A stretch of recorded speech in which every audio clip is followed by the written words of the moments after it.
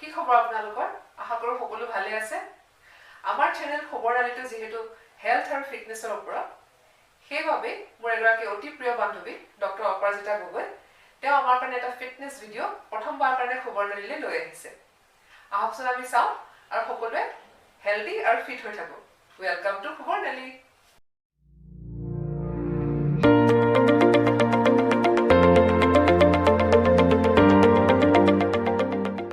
নমস্কাৰ, মই ডক্টৰ অপৰাজিতা গগৈ।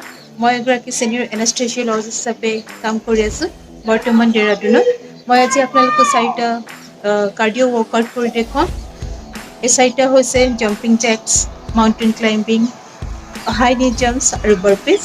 আমি 50টা জাম্পিং জেক্স কৰিম, 50টা মাউণ্টেইন ক্লাইম্বিং কৰিম, 50টা হাই নি জাম্পছ কৰিম আৰু 10টা বাৰ্পিজ কৰিম।